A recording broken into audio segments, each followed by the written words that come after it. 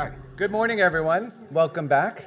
That booming microphone voice. Welcome back for day 2 of our Symposium on Global Port Cities. It's my pleasure to introduce my fabulous colleague, Dr. Barbara Mundi, who is the Robertson Chair of Art History and a professor in art history and Latin American studies, and she will be chairing, and a member of our faculty advisory board. She will be chairing this panel. Great, thank you. Super.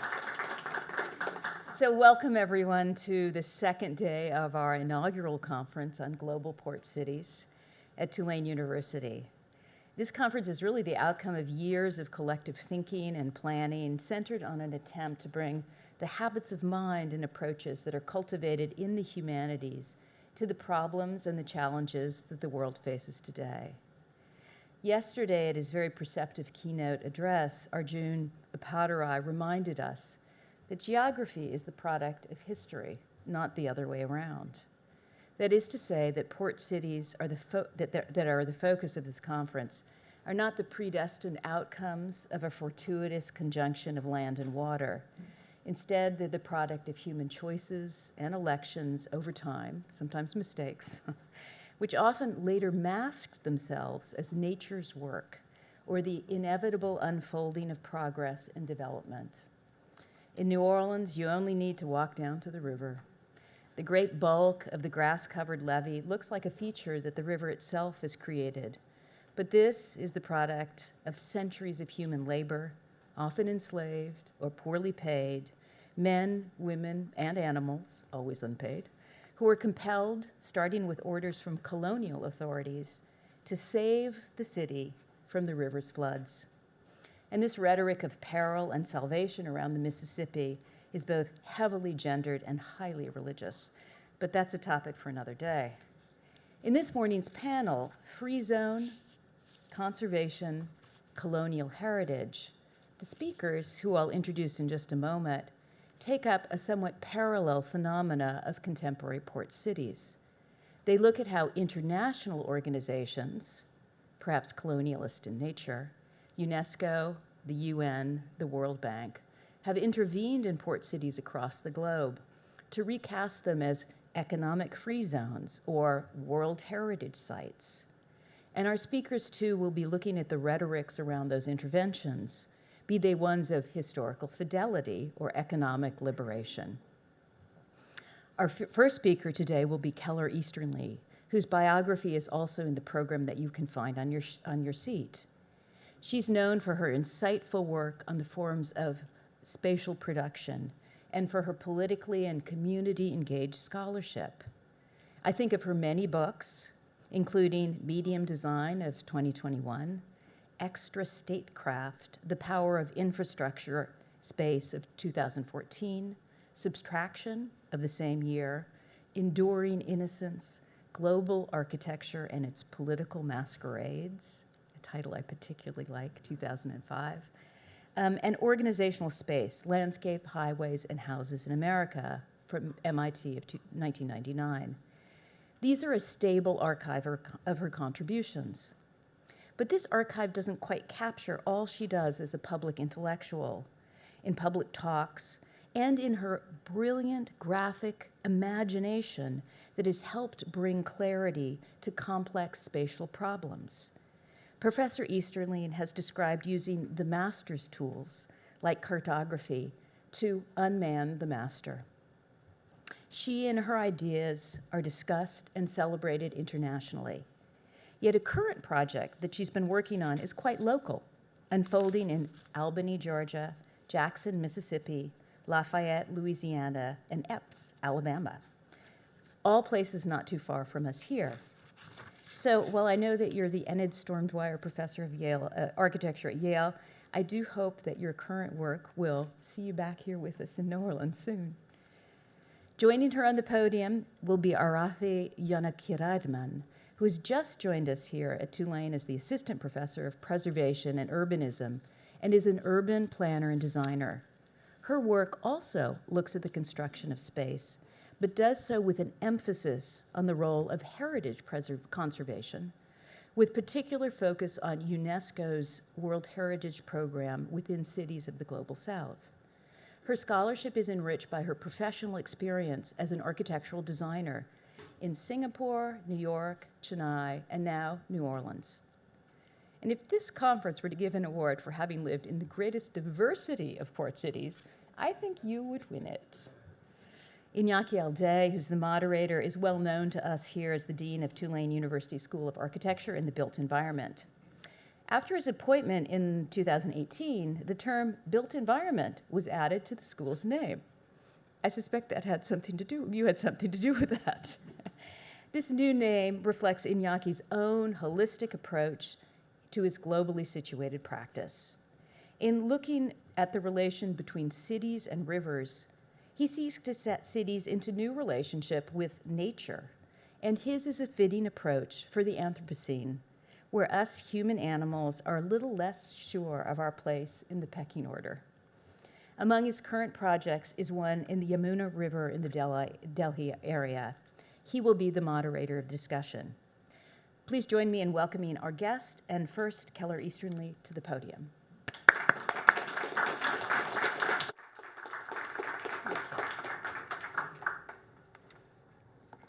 Hi, thank you so much for your kind introduction, and thank you so much also for inviting me to your inaugural conference. It's exciting, this new center. And I just push green?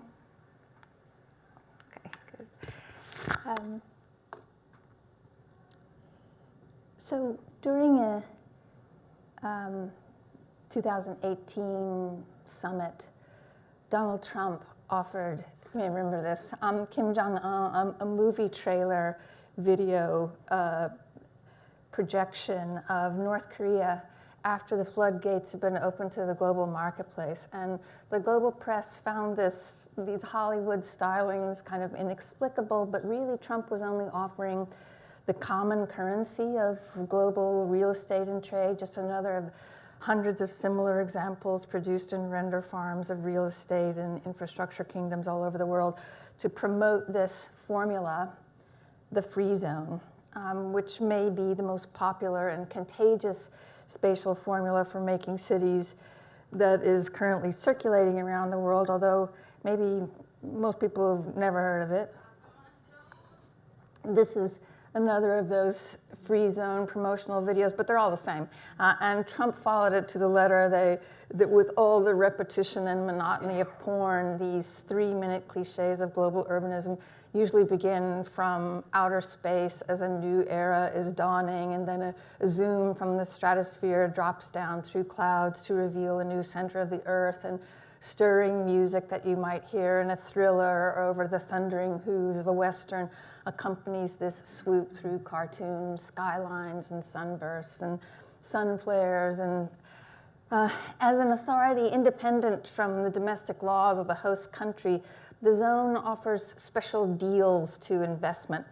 And the deep movie trailer voice repeats all those neoliberal mantras of free trade and incentivized urbanism to which foreign investment has become addicted. No taxes, no bureaucracy, streamlined customs, cheap labor, deregulation of labor and environmental law. And the forum has made a massive physical plant all over the world, a physical manifestation of contemporary global power, without which you really can't understand neoliberalism. You shouldn't even be allowed to use that term unless you understand this evidence. The zone demonstrates the way in which urbanism itself has become a repeatable formula or an infrastructural technology. It's ancient and new at the crossroads of nearly every contemporary network. The free zone has ancient roots in pirate enclaves and free ports like Hamburg and Genoa that were able to evade the jurisdictional power of monarchies for nations for centuries. But the form we're talking about really begins in 1934 with the free port laws in Hamburg as precedent. The United States established something called a foreign trade zone status for ports and warehouse areas related to trade. But the zone mutated from this early warehousing compound for storing custom free trade, to a mid-century UN-promoted forum called the Export Processing Zone, which the formula for jump-starting the economies of developing countries. And the Export Processing Zone set up authorities independent from the domestic laws of the host country and provided all kinds of exemptions, that the movie trailer voice now repeats: Hong Kong, Shannon, Ireland, Kaohsiung in Taiwan, Mayaguez in Puerto Rico were formative examples. And this post-World War II Pax Americana, this is where developing countries are receiving investments for factories, and the West, telling itself it was bestowing progressive assets to these countries while it was actually taking advantage of the cheap labor. In 1964-65, Mexico inaugurated the Border Industrial Program, allowing foreign companies to operate maquiladoras or factories within a 20-mile strip all along the border between Mexico and the United States. And by 72, these factories could be established, as you know, anywhere in the country to take advantage of cheap, mostly female labor. You know what these look like. This is near Tijuana. So in the 1970s, although descended from historic free ports, the zone had become a more thoroughly abstracted, formulaic instrument. It didn't need maritime space. And as it opened its doors to manufacturing and to populations of workers, the zone, even in inland areas and borderlands and backwaters, would begin to develop its own peculiar form of urbanity. Zone growth accelerated in the late 1970s and 80s when China adopted the form to experiment with market economies. China's 5 first economic zones in the 1980s: Shenzhen, Xiamen, Shantou, Zhuhai, and then the entire province of Henan. And by 1984, they had established 16 more of these. And China's entry was a turning point in many ways. It was a more powerful formula than the one the UN was promoting. And in SEZ, like Shenzhen, was an entire city with different kinds of business activities as well as residential programs. And since then, China's developed hundreds of zones of different types that account for the large percentage of the world's zone activity. In terms of employment, China's again a category unto itself. And China's use of the form made it a self-fulfilling prophecy just at the moment when the UN was beginning to express cautions about the form. A 1980 report only supported the zone as a temporary catalyst. The OECD and the World Bank publications also acknowledged that these EPZ investments were not as good as simple investment in the domestic economy. That would have been the best way to encourage trade and prosperity. They called it suboptimal, in their typical bureaucratic language, and they thought it didn't create these sufficient spillover effects or technology transfers. Thought it was a kind of health and environmental time bomb, quote unquote. In the 1980s and 90s, zone began to spread more promiscuously and breed more promiscuously with other enclave formats or office parks, merging with offshore financial areas and tourist compounds and IT campuses and even museums and universities. Many countries kind of using that to talk about the way they were upgrading their zones. Having it be something more about other programs besides just manufacturing goods, making it seem as if they weren't just exploiting their workers, but providing new assets and some kind of technology transfer. And while the UN thought that the zone would be temporary, that it would dissolve back into the domestic economy, the opposite thing happened, of course. Every program, every business, residential, cultural resort wanted to locate in the zone to enjoy this lubricated political quarantine, this perfect island of corporate externalizing. So having swallowed the city, it became the germ of a kind of urban epidemic that was reproducing glittering mimics of Dubai and Singapore and Hong Kong all over the world. And in 30 to 40 years, the range of things called a zone expanded from a manufacturing compound like this, or a maquiladora like this, or an office park, or a manufacturing city, to a skyline like this, or this, or this. And while in the 1960s there were a handful of zones in the world, by the turn of the 21st century, there were thousands in most countries of the world, some measured in hectares, some in square kilometers, all kind of saying that they were the nexus of every global technology, the quote-unquote clean slate, one-stop entry into the economy of a foreign country, the site of headquartering for every global player, and also a perpetuating agent in the growth of extra-state territory. And now, in the promotional videos, there's a Yanni-like soundtrack accompanies magnificent claims of world city urbanity enjoyed by doughy cartoon humans rhythmically waddling along boulevards, plowing forward stone-faced in speedboats. And some zones, have become mega cities in a very short period of time. Pudong area of Shanghai in 13 years. 26 years. Dubai, 1991.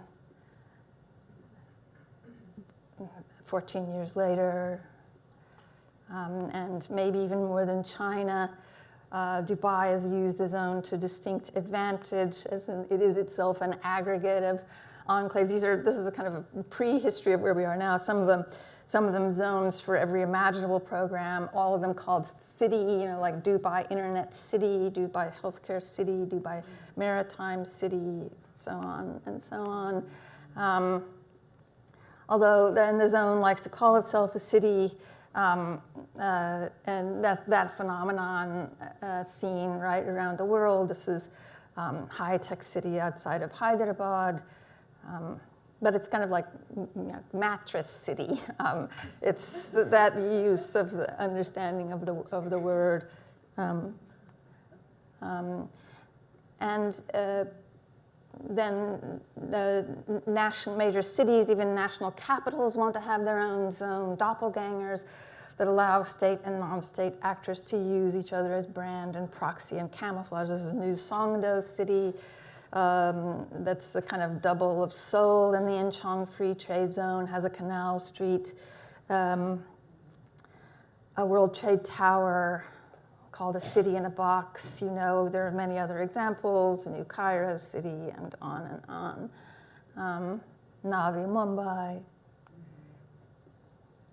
And one notable capital during this period was Astana, which was already the newly minted capital of Kazakhstan, but as a zone.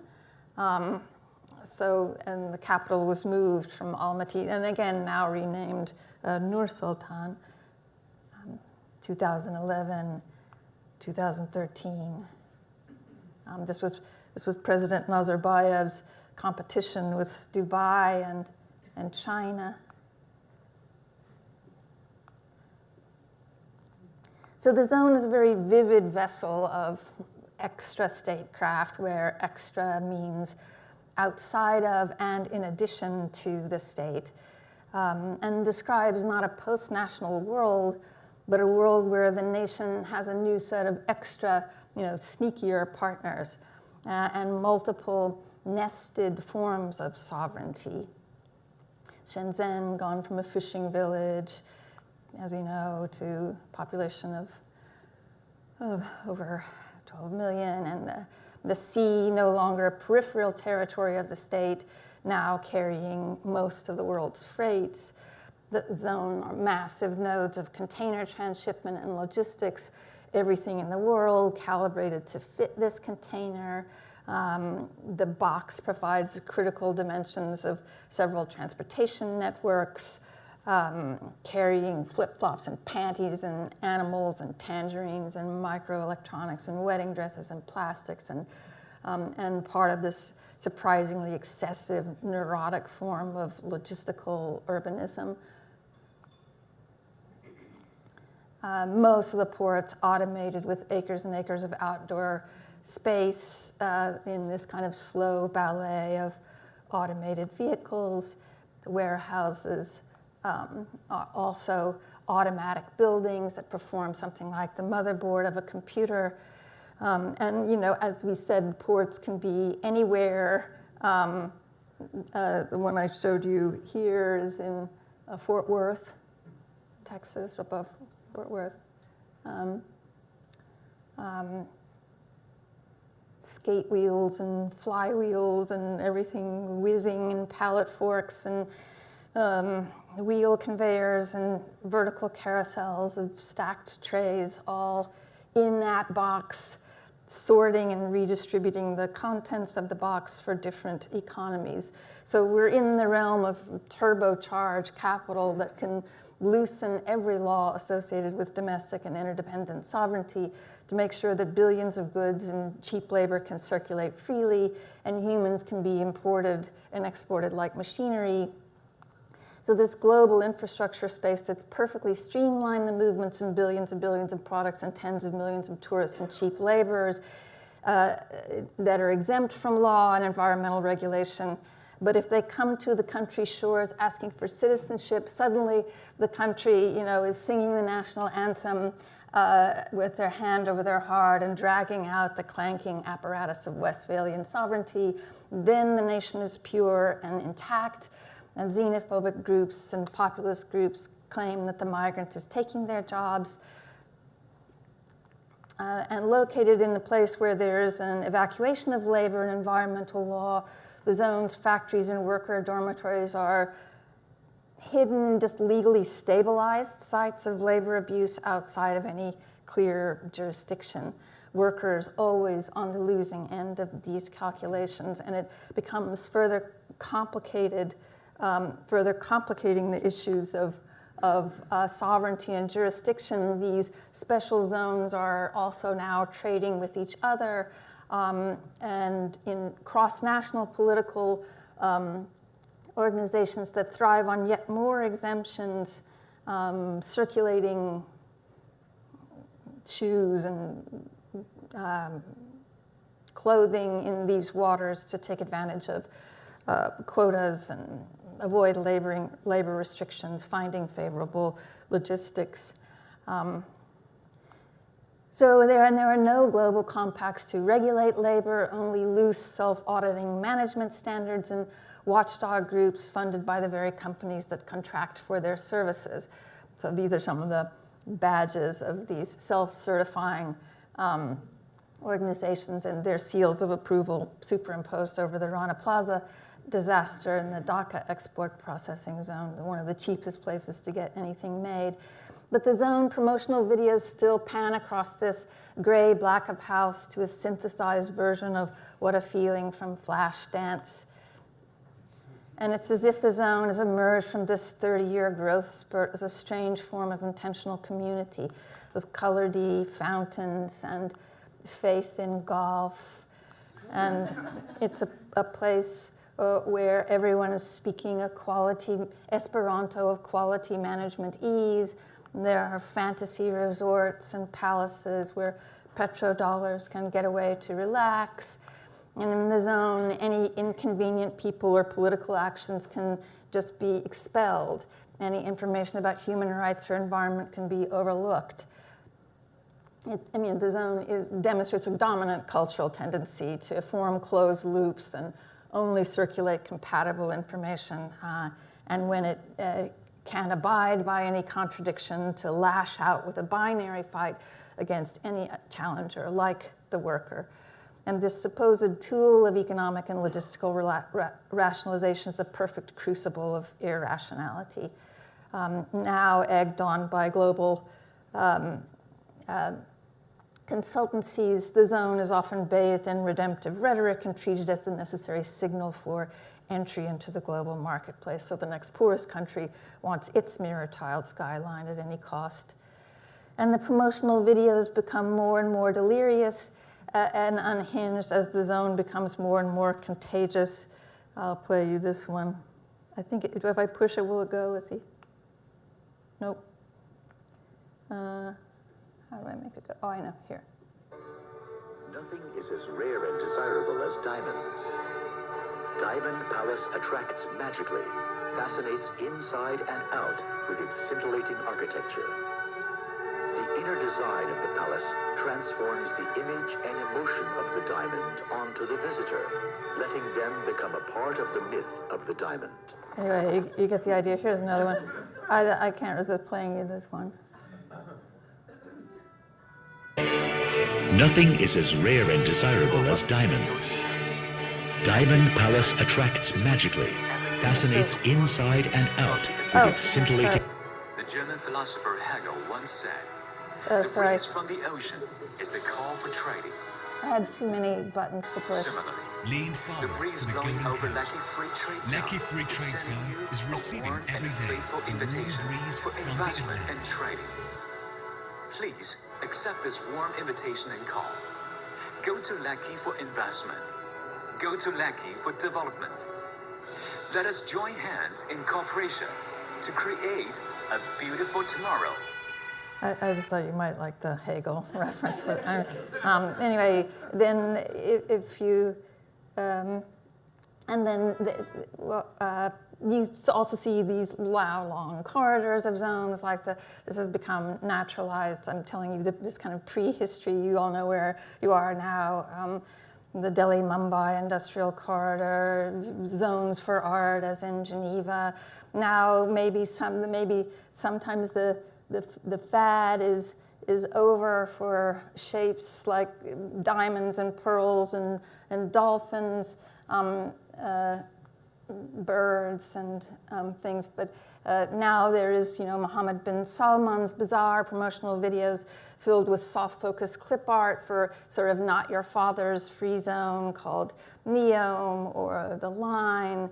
And there are, of course, these emerging tech bro libertarian civilizations, blockchain city architects doing their part, Prospera, and so on. And zones do figure in this global neo-populist movement where we see, in the name of freedom, these emerging nativist arguments about bringing jobs back onshore. We could talk more about that and talk about the one thing that all of these countries fail to do that would actually make a difference. Global labor compacts, which is the one thing that all of these countries fail to do. But for the moment, the zones are alive and well, and all the political superbugs like Trump and Kim Jong-un are way ahead of everybody. They know that contemporary urbanism seems to be largely driven by cultural addictions like revenue streams and mediagenic fantasies. And there are more and more animated figures weightlessly padding through this land to the swelling music of Titanic and confetti and glowing sunsets and bursting hearts and orbiting satellites. Thank you.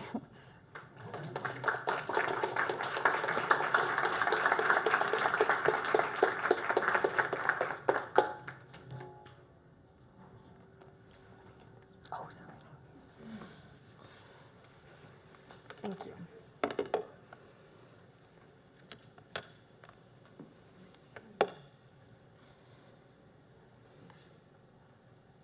Okay.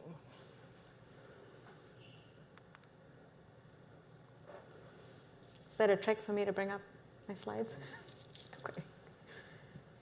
Right. Thank you so much for that wonderful introduction, Barbara. So I'm, like she mentioned, I'm Aarthi Janakiraman. I'm an assistant professor here at Tulane University. I'm in the School of Architecture and Built Environment. And today I'm going to talk a little bit about this idea of shared heritage and the negotiation of the legacies of colonialism in the World Heritage Site of Galle Fort, which is in Sri Lanka. So since the turn of the 21st century, developing countries across the world have increasingly looked to inscribe their sites on UNESCO's World Heritage List. For a little bit of context, UNESCO and the World Heritage Program was established in 1972. And it's a program that was really born from an international campaign where a number of countries from across the world came together to protect the temples in the Nubian Valley. This was during the construction of the Aswan High Dam. And that really sort of is the moment that sort of gave birth to this World Heritage Program, which has now been around for a little over 50 years. So just what is World Heritage? I always like to start with this definition. UNESCO defines World Heritage sites as sites that belong to all the peoples of the world, irrespective of the territory on which they are located. And despite sort of these claims of universalism and the seeming prioritization of apolitical valuations of heritage, scholars have talked about how World Heritage designations are actually deeply politicized. So for one, sites are self-dominated, right, by national governments. So it's really nation states that are the locus of power in World Heritage processes. And quite often, rather than being about heritage or the sort of heritage value of these sites, it's often political allegiances and socioeconomic partnerships that shape a lot of the decisions that get made about which sites get added to the World Heritage List every year. But in spite of, or perhaps because of this deeply politicized nature of the program, World Heritage is immensely popular today, right? It's considered to be extremely prestigious. It brings global recognition, not just to these sites, but also the countries in which they're located. For the countries that are nominating these sites, it helps secure political legitimacy. And there have been a lot of examples of this, where by sort of signing on to the World Heritage Convention, a country now is able to gain recognition and sort of join the global community in a sort of official way with the stamp of approval from UNESCO. It also aids economic development. So this can often be through things like aid, so aid for conservation programs or heritage, through economic investment and foreign investment in these places, and also through the development of tourism. And this is often the biggest draw for most developing countries when they decide to go after World Heritage listing. And so World Heritage is not just a brand or a label, but there's real work that's really being done through the inscription of World Heritage sites. And today, there's 1,248 sites on the World Heritage List, so over 1,200 sites, and these are spread across 170 different countries. So it really has a fairly expansive footprint on the world. 972 of these are considered cultural heritage sites. So UNESCO classifies sites as cultural, natural, and then mixed, where sites have both values. And most port cities fall under the cultural sites category. And what's interesting is when you look at this landscape of cultural World Heritage sites, and you look outside of the Europe and North American region, 1 in 4 cultural World Heritage sites are actually colonial cities. And so these are, they comprise living urban neighborhoods, they're vibrant cities. And so the heritagization of the colonial past through them can often be extremely contentious, as you can imagine. And many of these colonial cities are actually historic port cities. These were important centers of trade and commerce that sort of emerged within colonial empires. And this is just sort of looking at a sort of spread of some of these colonial cities that are port cities within South and Southeast Asia, where most of my work focuses. So this isn't really sort of giving you a sense of the broader global landscape, but you get a sense of sort of the prevalence of this type of site within World Heritage. And so Galle Fort, which I'll be talking about today, is one of these colonial sort of port cities. It's a fortified town located on the southern tip of Sri Lanka, and it was once a major colonial port city. And so here I consider how the built environment that first emerged under colonial rule today has actually become a means and a medium for negotiating contemporary relations and the legacies of colonialism. And so focusing on the dynamics of conservation aid and heritage cooperations, I'll talk about the specific role that's played by Gaull's colonial era heritage in post-colonial development and diplomacy. And I'll talk a lot about also how, I'll give you some examples of how this gets spatially manifested on the ground. So a little history for context. So Gaul actually experienced 3 consecutive eras of European colonization. So it was first under Portuguese rule for about 135 years, from 1505 to 1640. This was then followed by Dutch colonization, where the Dutch came in and took control over Portuguese territories for 156 years. So this was 1640 to 1796. For both the Portuguese and Dutch colonizers, their interests in Sri Lanka largely centered on controlling the spice trade. So Sri Lanka was very rich in cinnamon, which was a lucrative cash crop.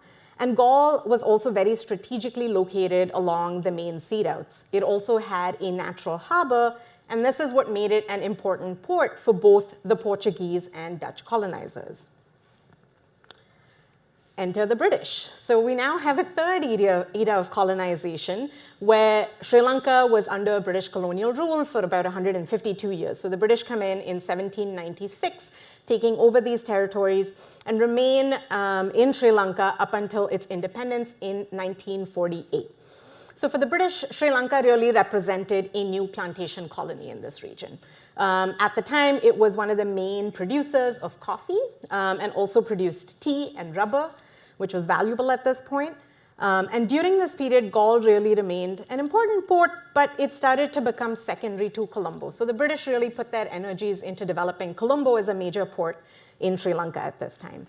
And so Gaul presents an interesting example where it offers us the opportunity to see how layers of colonialism are addressed and prioritized through heritage conservation and the built environment to serve contemporary needs and contemporary agendas.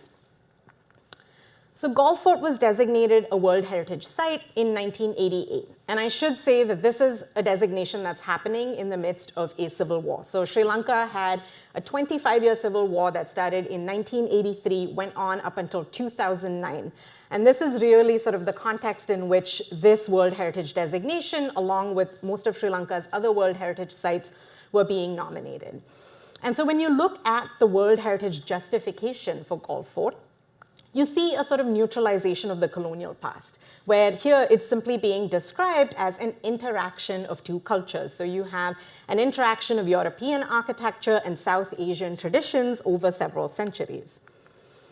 And what's even more interesting is that you see a selective prioritization of the Dutch past that's now being promoted through this World Heritage inscription, right? So Gaul was founded by the Portuguese, but it really reached the height of its development in the 18th century under the Dutch. And to say very clearly, this was before the British arrived. So that's sort of the message that's being sent and curated here. And a large part of the reason behind this is that a lot of the conservation work that has been done in Gaul was essentially supported by the Dutch government under a program known as the Shared Cultural Heritage Program. So through the 1990s, the Dutch government began a partnership where they began investing in heritage conservation in their former colonies. And so in Sri Lanka, a lot of these efforts centered around Gaul Fort. And the Shared Cultural Heritage Program was seen by the Dutch government as a very deliberate and intentional way to improve their image and to rebrand their sort of colonial history, which was this really dark sort of period in their past, in order to help their political and economic causes in the present day. In addition to Sri Lanka, the Shared Cultural Heritage Program has actually included efforts in a number of other countries. So you have focal countries ranging from Indonesia and India in this region, but many others, including countries in Africa and South America that were former British colonies. And maybe it doesn't surprise anyone, but an important condition of Dutch support for heritage conservation in these places is sort of this notion that heritage from the Dutch colonial past should be recognized as a shared heritage, as something that comes from a common past, from a shared past. And so a lot of the neutralization of this kind of Dutch colonial past that we see in Gulfport really emerges as a result of this program and this investment. And the program and its support for heritage conservation, is not only a tool for diplomacy between two governments, but it's something that has also shaped popular perceptions of this Dutch colonial past amongst the residents who live in Gulfport today. So for instance, through the 1990s, the Dutch government actually funded numerous conservation projects. And two of these included the conservation of the sewage system within Gulfport and also the protection of the ramparts, so the fortifications for this town. And shortly after, in 2004, we know that this region experienced one of the most devastating tsunamis.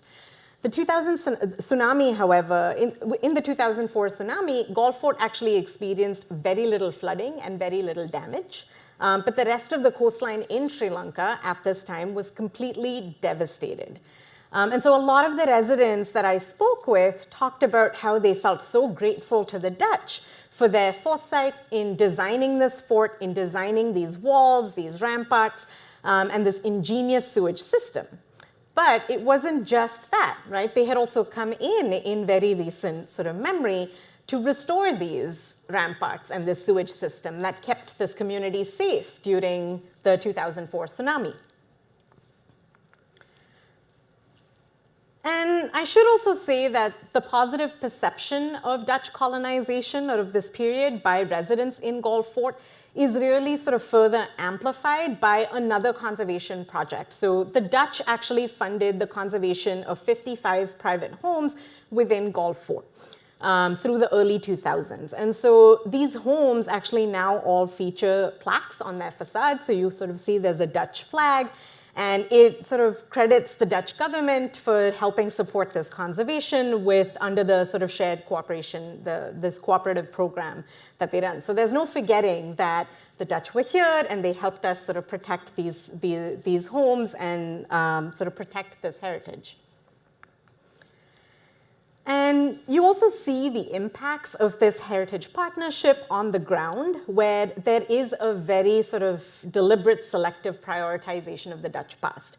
So it emerges, understandably in street names, building names, but it also shows up in the names of shops and restaurants that continue to crop up every year. So you see things like the Dutch Wall Luxury Boutique Villa, the Royal Dutch Cafe, the Old Dutch House, and the Dutch Boutique, and on my most recent visit, a restaurant with the name VOC, which is the Dutch, yeah. This is an example that I think is also another interesting one. So this is a building that was built by the Dutch as a hospital in the 17th century. During the British period, it was converted to a chief administrator's office, so a colonial office. And then after independence in 1948, for several decades, it actually served as Gauls' town hall. In 2014, the Urban Development Authority in Gulfport decided to conserve this building as an adaptive reuse project, and they wanted to convert it into a shopping area with shops and bars and restaurants that would cater to sort of this growing tourist industry. And when it came time to pick a name for what this building should be called, they went with the Old Dutch Hospital, linking it back to its Dutch past and essentially erasing some of these other layers that were still significant that had come after it. And a lot of the conservation efforts under Dutch funding as shared heritage spatially has meant dismantling some of these later adaptations that might have happened over the centuries. But in other cases, it can also mean reconstructing buildings in this sort of Dutch style. But for the Sri Lankan government, the program is seen as a way of fostering economic development through tourism. So the Sri Lankan government is very invested in wanting to develop a tourist sector. It's brought in aid, it's brought in international funding for conservation, but it's also helped them curate this image of a Dutch colonial town that has been marketed as a way of attracting initially Western tourists, but now increasingly it's tourists from across the region. And that's not to say that there isn't some discomfort around this notion of colonial as something that's shared or mutual amongst sort of Sri Lankans. So one heritage expert that I spoke with pushed back on the neutrality of this term, instead calling for it to be characterized as heritage of dual parentage, right? So he says it's not mutual heritage. If it's mutual heritage, it should be equal. But there is an inherent power sort of imbalance when we talk about sort of former colonizer, colonized.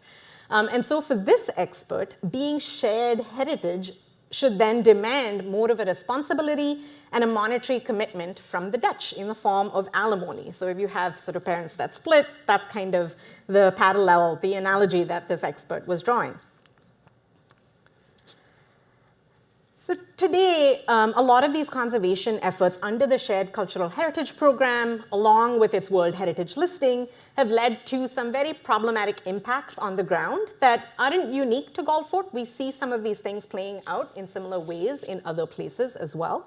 But conservation in Gulf Fort, along with this sort of growing tourist industry, has catalyzed an influx of foreign buyers. And in the initial years, this was mostly British and Western European expats that were buying properties. So through the early 90s, the early 2000s, a lot of foreigners were buying villas and townhouses from locals for relatively cheap prices because tourism hadn't quite boomed at this point. In 2003, Time magazine actually had an article called Home Address Paradise, which talked about the property boom in Gulf Fort, noting if Sri Lanka is calling you, now is the time to make a move. And the article actually goes on to talk about how of the 200 homes that were in the fort, 40 of them at that point had been bought by European expats. And this is a trend that has only intensified in the years since. So in recent years, some owners, like the British sort of expat owner of the property on the left, have now sold these properties, which are now extremely expensive, so netting a substantial profit, to new waves of expats. And so where previously investors were mostly British and sort of European buyers, today it's largely Chinese investors that are investing in these properties. And the demographics of tourists have also shifted, where previously you used to have a lot of tourists from Europe and to a lesser extent from the US. Today you actually have a lot of tourists coming in from across the region.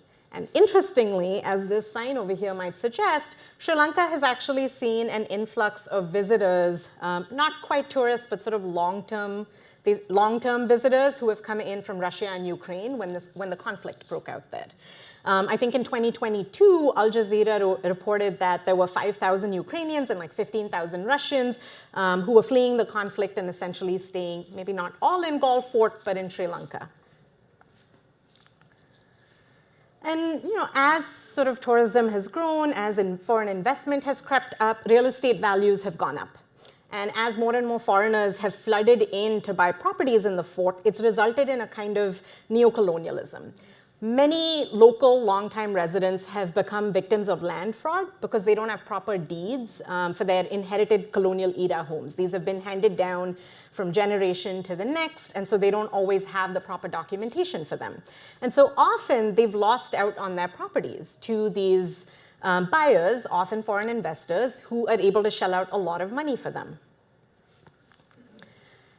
And many of these investors actually buy these homes within the fort as investments now. And they're increasingly converting them into boutique villas and hotels to tap into the growing tourist sector. And so with growing tourism, you also see increasingly a commercialization and a commodification of the built heritage and the built environment here. So where you once had grocery stores and barbers and tailors that catered to the residents of that community, today these have been replaced by gelato shops and cafes and sort of boutique fashion stores that primarily cater to tourists. And also, rather than residents, it's often outsiders. It's either sort of expat owners of these businesses or it's Sri Lankans who have come in from outside the fort who have really been able to tap into this tourist economy and benefit from it.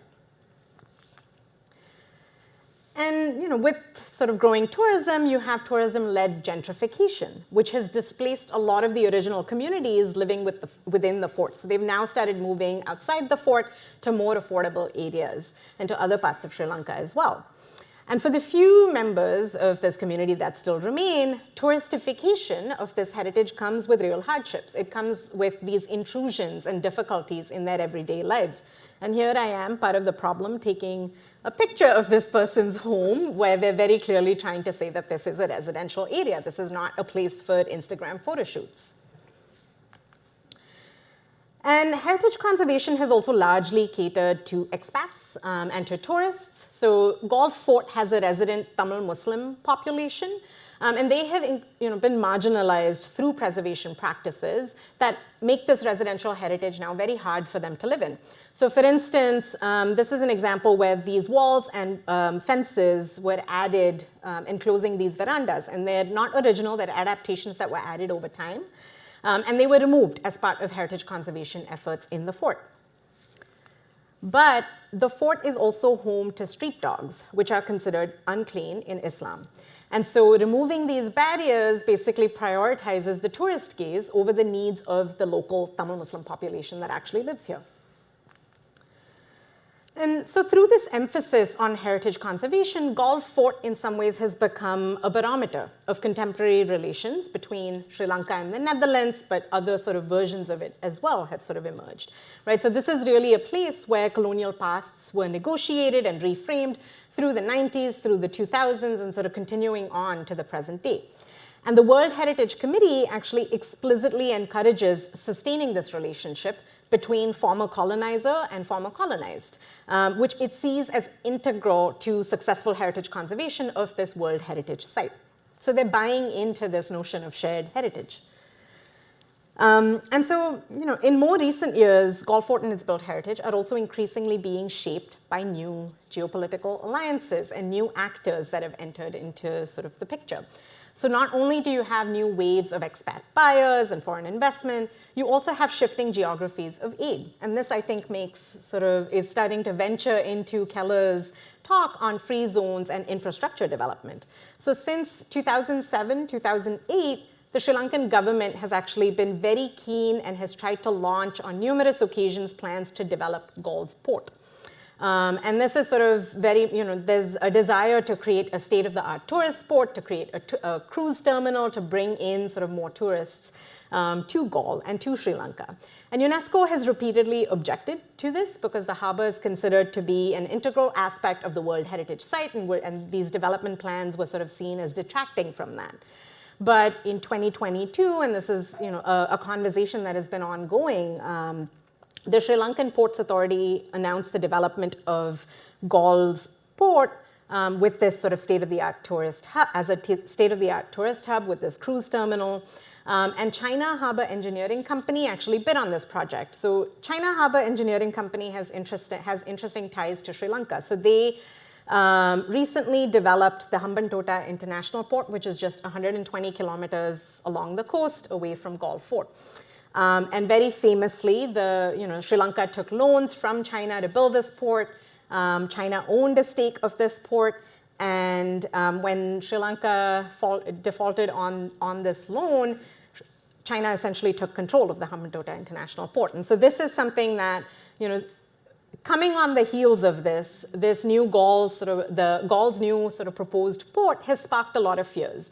Not just at UNESCO, who is sort of concerned about sort of the heritage aspect of this, but also across the region, right? Given sort of growing sort of Chinese control in the region, right? So Chinese control of the Hambantota port is sort of seen as a cautionary tale, where it's part of its larger agenda for regional dominance and for control over the Indian Ocean region through its Belt and Road Initiative. And so there's fears that Galle's port will then fall within this sort of agenda as well. And so I'll just wrap up, I think, by saying, when you consider how the built environment and heritage conservation in Galle Fort is used as a tool for diplomacy and a tool for development through this notion of shared heritage, that's basically reinforced and legitimized through World Heritage listing, we see how it serves the Dutch government's international relations agenda, where it really is sort of helping them reframe this colonial past, this dark period in their history. For the Sri Lankan government, conservation has been an effective tool for boosting the tourist industry and for economic growth. But for the long-term residents who actually live here, the construction and the production of this site as shared heritage and as world heritage has in many ways distanced them and alienated them from this place that's considered their own heritage. And so I think this case of negotiating sort of the colonial past through shared heritage in Gulf Fort really prompts us, I think, to think about who has a claim on, whether it's shared heritage or world heritage, but also who is driving these processes, right, of heritagization and development, and to what ends? Who is able to sort of tap in and benefit from the development of these places as World Heritage sites, and ultimately who is having to bear the burden of these processes? So I'll end with that.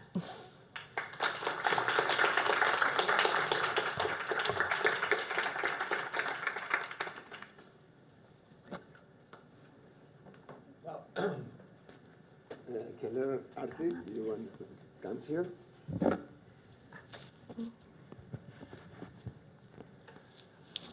Well, thank you very much, both. I'm very bad at this, so bear with me. I'm going to try to put a couple of topics for conversation, ideally for a conversation between the two of you. So we have seen two presentations within a historic framework from Keller that has brought us to what's going on right now in the world, in the free zones, and this kind of new ports and how they are shaping the planet and created a new urban model, and also how this the historic free ports that you shown in the picture in the 1600s become heritage sites, and what are the tensions in these heritage sites here. So maybe try to get you to connect some of these things. One of the things that, and I'm sorry, I'm an architect and I like to design and project, so I'm gonna ask for some speculations. Because looking at the depiction of some of these 1600s or 1800s ports, historic ports, and looking here at New Orleans, we look at them and we will see a slave trade, we will see forced labor, exploitation, and who could imagine 200 years ago that place in which these things were happening has become a place of culture and a kind of extraordinary city based on something. So I'm curious and interested in having your feedback about how will these free zones of the 2000s will be seen in 2200. Or the recolonized heritage sites, specifically the ports that you have been describing, will be again seen in this recolonization process. Do you want to start? Sure, I can. I have I guess, a somewhat depressing response to this question. I think it's really interesting that you brought up, and this is something that Keller touched on in her presentation as well, right? Like the labor that goes into the construction and the production of these spaces. And I think, with the I showed sort of an example from Sri Lanka, but you see this with other sort of ports, these historic ports in this region. Like an example that I would sort of bring up is maybe one in Singapore, where during colonial times you had essentially the import of migrant labor from the southern parts of India and other parts of India, where they were bringing in these people to sort of these other British colonies to help with the construction of these ports, the construction of infrastructure projects and the development of the city. And 200 years on, it sometimes feels like not much has changed, right? A lot of those logics and a lot of those colonial hierarchies continue to shape the flows of migrant labor even today. Even today, you have, Singapore very famously brings in people from migrant labor from India, from Bangladesh, from other sort of parts of this region, where you have them living in these invisible, unseen dormitories that are out on the outskirts of these cities. And these are really the populations and the people that are now sort of building, whether it's free zones, whether it's infrastructure projects, whether it's tourism around sort of these World Heritage sites. Like all of this construction, all of this development is the labor of a marginalized group. And so in some ways, I think I still see a lot of those colonial logics that have maybe shifted, that have morphed, that have been co-opted, but they still seem to continue to shape the way in which we build our cities today.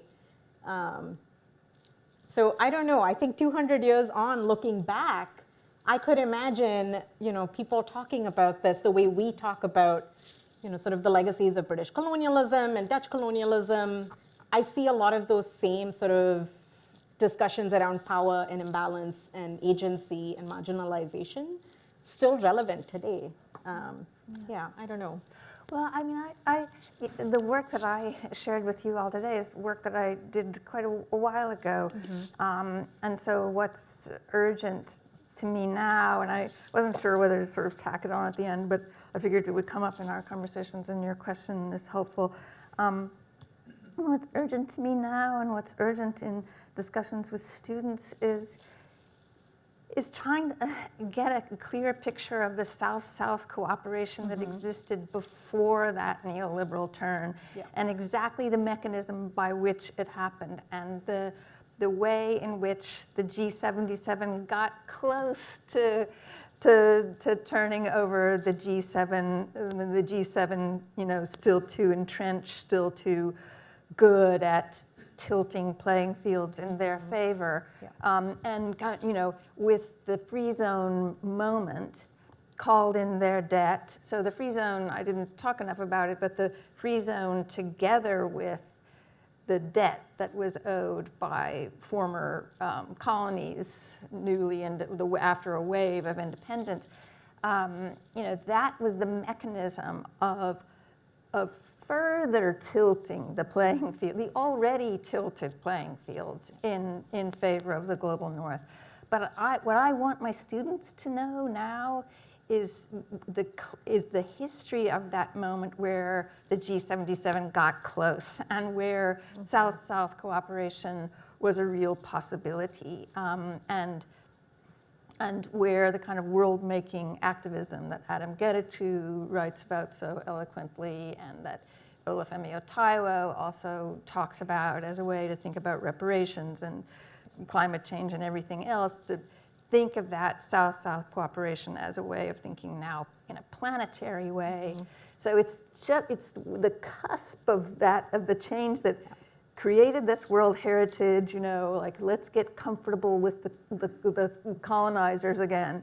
I want them to see that. So I wish, in 200 years, that you would see these shiny towers either maybe gone, or that they had become the kind of architectural mixtures that you see now with the kind of architectural patois with the modernism, of the 60s that you sometimes see, where you see the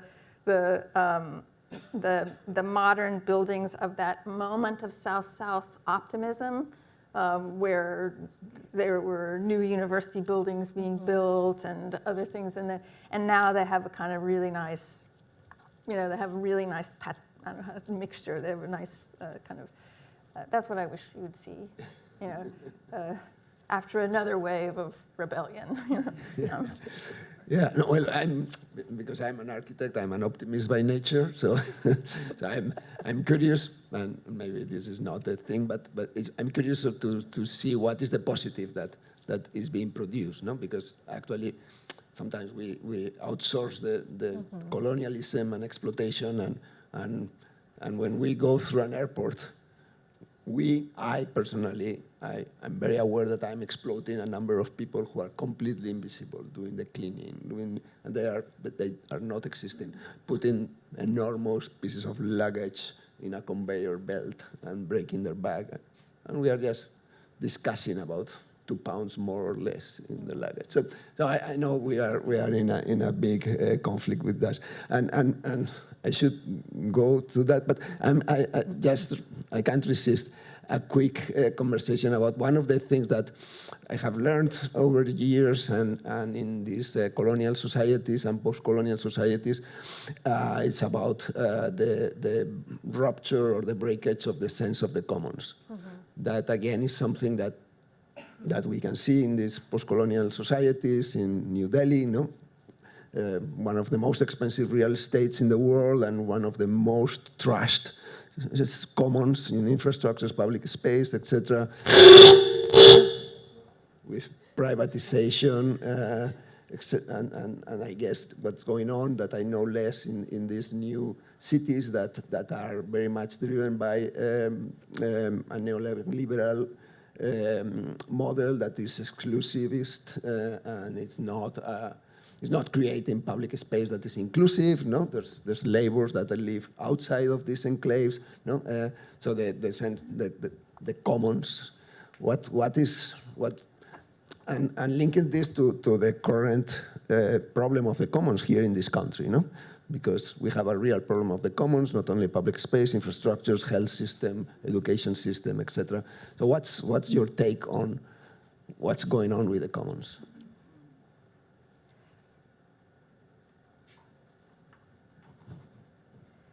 Well, I mean, it's the commons is part of, certainly in our contemporary conversations, is part of, we're recuperating that knowledge from as the knowledge that's been, eclipsed by the last 500 years of capitalizing and colonizing and globalizing, that it, that it existed even in an Anglo culture, and it even in the European culture. So a lot of the work that I think probably you see students doing is, recuperating that understanding as a way of thinking in a planetary way, as a way of dealing with things that are alive. Capitalism has a really tough time understanding stuff that's alive, and so they're working on a kind of sea change with a different kind of knowledge now, learning from Black, Indigenous, Black feminist, anarchist, environmentalist thinkers. And the commons is absolutely central to that work.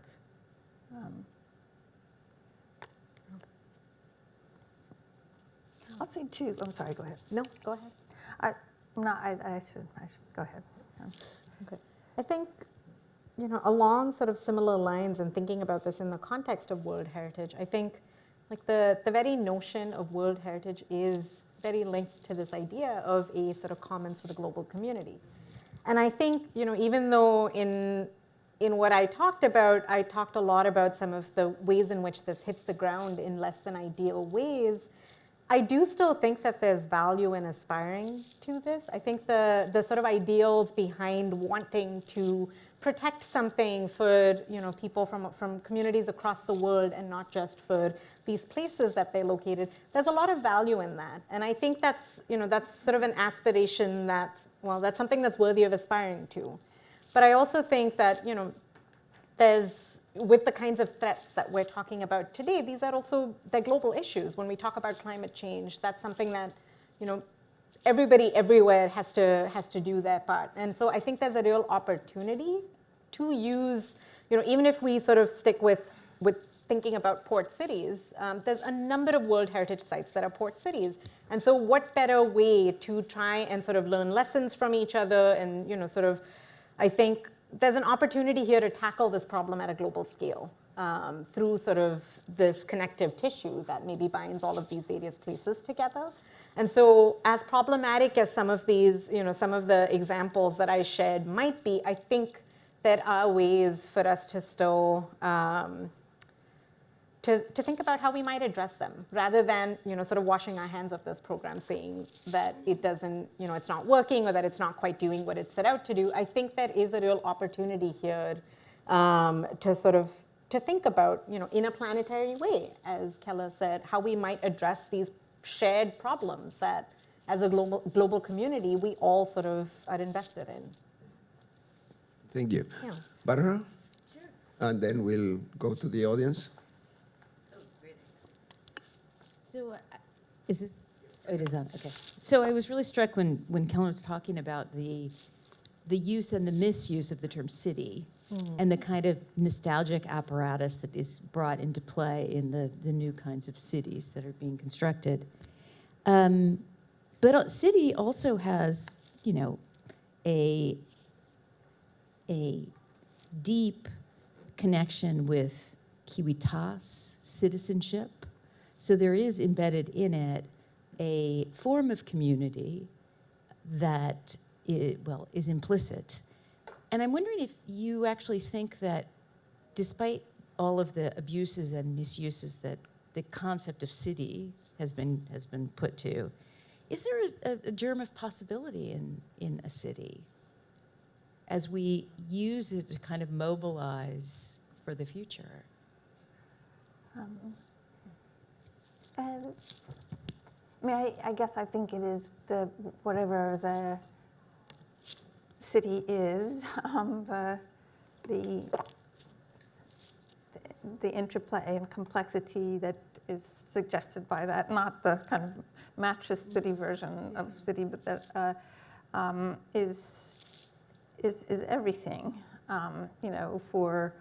And that metropolitan thinking is, you know, is essential to the planetary thinking. That the two are together, and you know, we were talking before about the way in which one wants to bring forward the understanding of South-South cooperation and that history of activism before the 1980s. It also kind of convicts us as scholars who have put so much emphasis on the settler colonial organization. In a way, in some ways, we've played into their hands. You know, we have not put enough emphasis and not taught, in my view, not taught and brought and foregrounded the absolutely treacherous stages after the post-colonial. You know, like much more treacherous than the colonizer. Much more difficult, much more, you know, with many different forms of lethality now that are not just coming from, you know, military or from, you know, kind of familiar ideological constructions or national constructions, you know. So as we hear with our Marxist banners and our, you know, whatever, we are missing the real violence, you know, and missing by declaring one single enemy of capital or, you know, whatever. So like we're missing most of the violence in the world in some of these really, really treacherous examples. So, I mean, I guess I think the city is one of those places where, I mean, at least I hope, I think of the city as any one of the kind of complex places where these things are exposed, although this is not going to be in the typical metropolitan regions necessarily. It's not going to look like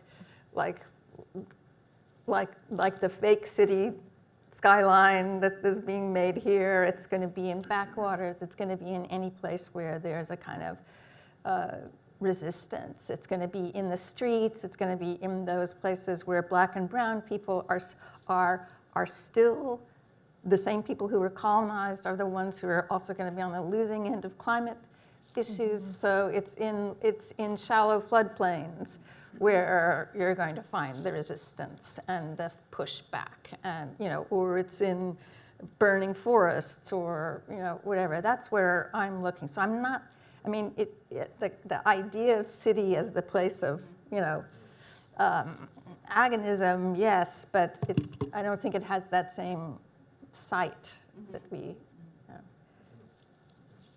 Yeah. I think, you know, to your question about the sort of use and misuse of city and whether I see any possibilities that as an urbanist, I would have to say absolutely yes. You know, I think we talk about, I mean, I think there's so many different ways. I remember seeing something a feel like this was now more than a year ago, about how half the world's population by, I don't know, maybe it was 2025, maybe it was 2030, half the world's population is going to be living in urban areas, so cities, if you want to sort of use them as equivalent terms. And so to me, what better way then to try and understand the complexities of this world? And I feel like, there's so many lenses through which we can explore and examine cities, right? Like we talk about colonial cities, we talk about postcolonial cities, we talk about resilient cities. And I think there's, there's a lot of different ways in which, sort of through these lenses then that we can pass the dynamics at play. And I think that to me is sort of a key then to also understanding society, the societies that we belong to, and the societies that we're creating through sort of these built environments that we're shaping. So I do think there's I do see a lot of possibility there, regardless of the murkiness of the definition of what a city may or may not be. I do think that, it offers the opportunity to apply sort of a range of these, to sort of use the word from yesterday's keynote, these keyholes to understand these broader phenomena that are at play in the world, and try and make sense of them. Yeah. Yes, please. Thanks. And then? Hello.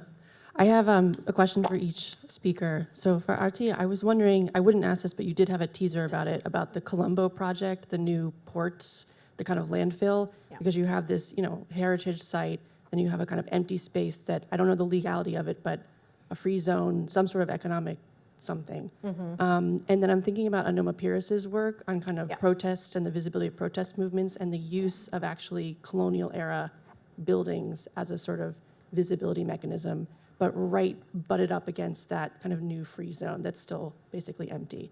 So I was curious about that. And for Keller, I was interested in mediatization.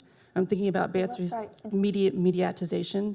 I'm thinking about Beatrice Colomina's commentary on Charles and Ray Ames's Glimpses of the USA at the 1959 American Exposition in Moscow, and thinking about already this kind of the use of media to promote this kind of economic worldview. And because a lot of the images you showed, maybe more than half, were this imagined space. It's the way that those images and those ideas about urbanism travel. It's the way that it gets deterritorialized. So just like the function of that weird virtual space of those images to kind of push a little further about that. Thanks. Yeah, sure. So I think you sort of raised a really important question, right, about sort of colonial heritage and its role in thinking about visibility and protest.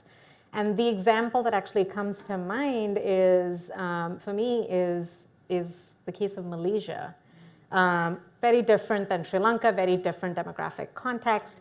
And what's really interesting is that, in the case of Malaysia, where you have a majority, sort of majority Malay population, minority sort of ethnic Chinese and Indian populations. And there's a long history of sort of affirmative action policies that sort of favor the Malays as an indigenous population, and sort of a history of marginalization for the ethnic Chinese community in Malaysia. And what's interesting is that in 2008, 2009, the city of Georgetown, which is a former British colonial city, it's located in Penang, which is a state in Malaysia. And Penang is an ethnic Chinese majority state. So Georgetown has an ethnic Chinese majority population. And the only way for them to sort of gain any traction in this national landscape and find ways to sort of highlight their heritage was through the nomination of a colonial site. So it's very interesting because you actually see in the case of Malaysia where heritage actors and these sort of resident communities here really sort of put their energies into trying to get Georgetown nominated as a World Heritage Site, because as a colonial site, this is something that can help them gain visibility on the national landscape, which was otherwise something that was very difficult to do. There was no way that something that was ethnic Chinese would ever be nominated by the federal government as a World Heritage Site, but this was a way in which, sort of through colonial heritage, Penang and this, the state and the city was able to get access to federal dollars. And this was at a time when there was a major economic crisis, and so this was also partly why the state was looking for a World Heritage inscription, because they thought tourism would help them sort of solve some of their problems. It would bring in money. And so I think this is sort of an interesting case, maybe with some parallels to what you're talking, to Anuma Perez's work as well, where you sort of see this kind of instrumentalization of colonial heritage by sort of other ethnic groups as a way to sort of gain a foothold within national landscapes where they might otherwise be marginalized. I'm not sure if that, hopefully that kind of responds to the question a little bit. Yeah. I mean, your question about media is, fascinating. I mean, I have a collection of these crazy videos. And there was one point, this was a while ago, but there was one point where some of these people who were designing zones and would invite me to their conferences. I guess they thought I was, they kind of like missed the point. They thought it was maybe a zone enthusiast or something, and I had to tell them, I'm not. But I chose a couple of those to lie. I figured these are all big, fantasies, and in a way, the fact that they are coming up with this kind of confidence game that's completely thin, is maybe a good sign of, as kind of a sign of weakness or some, like could you, also make a counter-confidence game with a different story? So I lied and said that all of the zone operators now, none of them were doing these kind of ex-urban enclaves anymore. They were all deciding to invest in the city itself. So in Nairobi, in the city center, and so on, where laborers still had protections, where their investments could be in some kind of interdependent relationship with other needs of the city and stuff like that. And some of the people, bought it. But I never did. I should have done. But I did contemplate, doing a kind of soft focus video that would show that, but instead, as a designer, trying to figure out like, well, how do you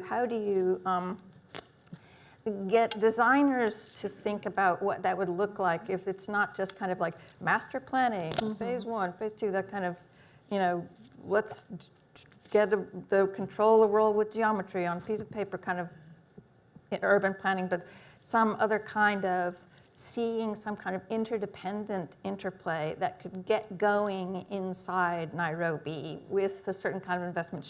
And to do that had to use media, had to use animation, because it's a form, but it's not a form like a shape and outline. It's a form evolving over time.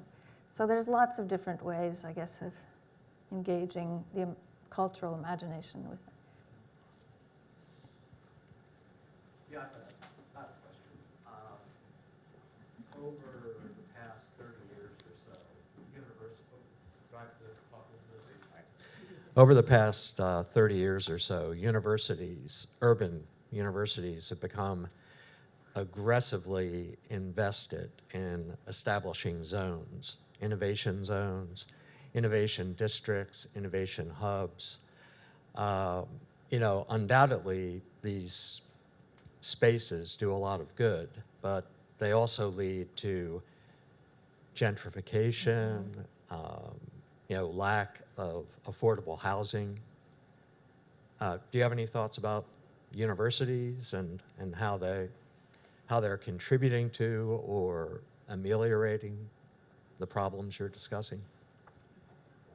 I haven't done enough on this. I mean, of course, some of these zones are like Doha Education City or something like that is itself, it's a zone of universities, and all of our universities, or many of them, have a little outpost within that. So we've been, yeah, and and then there's these other outposts that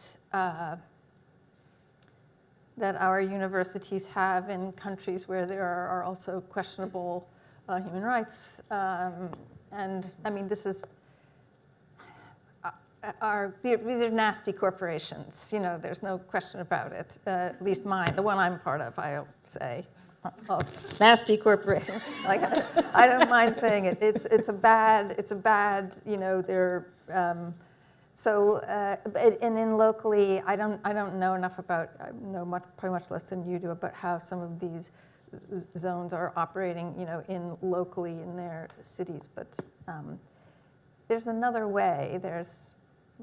I'm sure and the other thing, probably getting back to the media, is that universities seem to have the most saccharine ways of describing how they're helping the community and reaching out and so on. Yeah, if I could just follow up quickly. I mean, universities are nonprofit institutions, but the establishing of elaborate zones, districts, hubs involves, clearly cooperation with for-profit enterprises. So there's a kind of liminal or sort of threshold space that one has to be. Do you pay property tax, right? Well, one has to be very careful about operating in, and I wonder, if urban universities are not perhaps becoming more careless rather than more careful about operating in that space. I don't want to deny that some of these zones and corridors, do a lot of good, as cities do a lot of good, but, we're not apart from this problem. We're a part of it. I think we have 5 minutes, and we have 2 questions here and there in the end. well, I'll be very brief. I know the clock is always against us, and there's a way that the clock gets more against us as we reach the end. There's some acceleration. Anyway, thank you each and both. I've known Keller's work for some years. I'm happy to discover yours. And here's my question, and it's associated with several ideas that I have known of Keller's, but also is informed by the images and narratives, including Gore and the Sri Lanka, the Dutch, let's say reclaiming the Dutch, along with reclaiming the water. We're reclaiming the Dutch, and it's going on all over. But here's my question, that if you take your key idea, Keller, of extra statecraft, which you've elaborated, over time, and I think continues to be very salient for lots of things, because that machinery doesn't stop. It just goes on endlessly. That I'm thinking that a lot of the delirious visuality, the feverish utopian imaging that you showed in so many examples, but can also be seen in a slightly slower pace in Gaul and so on, in the whole heritage game, which is really you've shown us a lot about that, wonderful. But what I'm wondering is whether we can argue, actually, that's my proposal, that extra statecraft, in the sense that you've used it, perhaps in some others too, is essentially totally logistically driven vision, which is neoliberal capital vision. That is that without logistics, nothing happens. And if you grow logistics, they will come. So if you say that's extra statecraft, the question is, where is extra nationcraft? And I think it's very slow. It's not moved much. We're still with Ben Anderson. So I'm thinking that's room for alternatives too, because many of the visual cultural delirium that you see is reflecting that deficit, that there is no extra nationcraft to match the extra statecraft. There may be our space, let's say, to answer our colleague's question, the dean of the architecture school, that may be where we can do something, because resisting the incredible growth of the logistic or extra statecraft apparatus is very hard. It's really, really tough. But the other one is slightly softer. As you said, you could bring soft focus in, but it belongs to the other side of the hyphen, which is heavily in need of remediation, as opposed to the state side, which has really done an excellent job of ruining everything. So anyway, any thoughts on that? It could be just because I'm thinking, for some reason, thinking about Cheryl Harris and her descriptions of, whiteness as property, and the difficulty of describing that just within the law. Just like it's difficult to describe this apparatus that we're talking about as just within economics. It's not just cast iron economics. It's not just logistics, as you say. It's gotten into another milieu.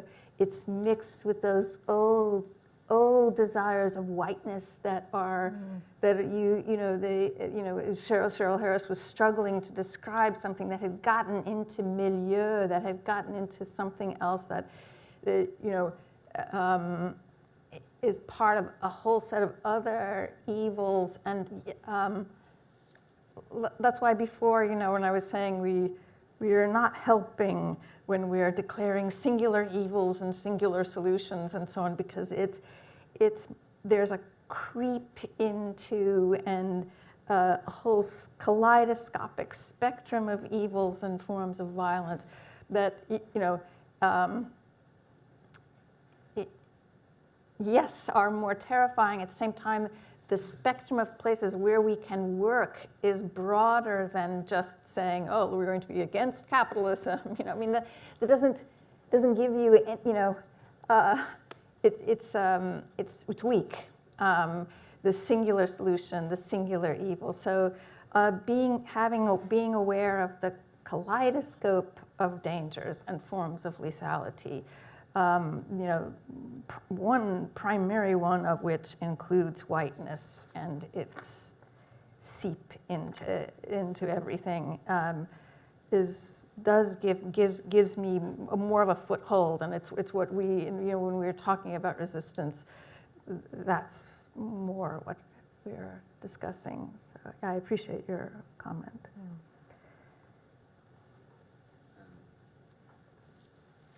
I did not want to be the last, but there you have it. Thank you for this conversation. And my question is for both of you, but it returns to something that Professor Alday said about the commons. And I would say that I found the heritage things far more creepy than the zones, because at least the zones announce themselves as we are creating an intentional creepy thing. But my question about is there a version of this conversation or story that's more direct about who it is for?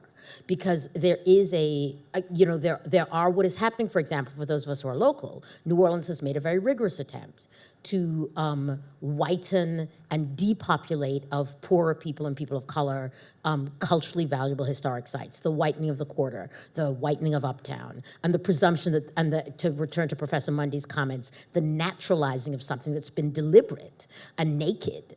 But I wonder, though, but what's going on? Is there a version, not just, oh, these economic developments will raise everybody's incomes, but there are spaces within these zones or on their edges or in some concentric version of a city where these other people who don't belong in this area, you are also, because what I'm wondering, they're not disappeared. In fact, all of these claims are made that this is benefiting some people who are not envisioned in these spaces, but I'm wondering how they are envisioned adjacent to them, or is that just irrelevant to the either the policy conversation or how we envision them? Because certainly here, we've got a city that's zoned and now like, no, you can have good things in your own commons over there, close enough to be of service, but not in heritage value spaces or the center of and so I'm wondering, I'm trying to think broadly.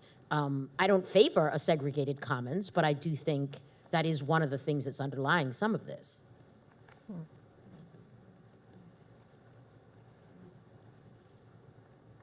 I'll jump in and then where I end up thinking about the kind of urban periphery of the the place that where you mentioned that there is that place where most of the people in the world are now going to be living, and in that urban periphery, I think there one can imagine, and there are people using other kinds of mechanisms to create the commons, to reorganize themselves, not to get deeds, not to,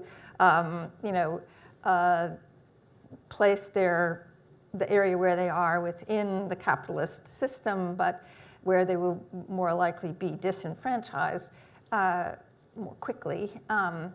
But doing kinds of negotiations where they gather themselves up into a more indigestible group in the commons, where they reorganize that space on which they are, currently squatting or whatever, or where they've built auto-constructed places. And I get very excited about those possibilities for what can start happening in that peripheral area.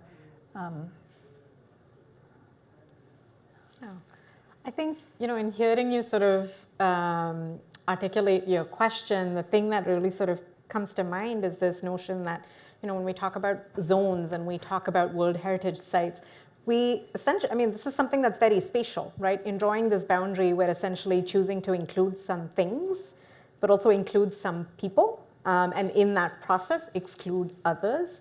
And so, I think in the way in which, and to me, that then has a lot of potential, because we can think about sort of who is actually being included and excluded from not just these places, but also from these conversations, from these processes. And so I think there's an opportunity there then to think about, the type of segregation that is sort of, that we are essentially creating through these, Well, I think there are several more questions in the audience, but I have been receiving instructions.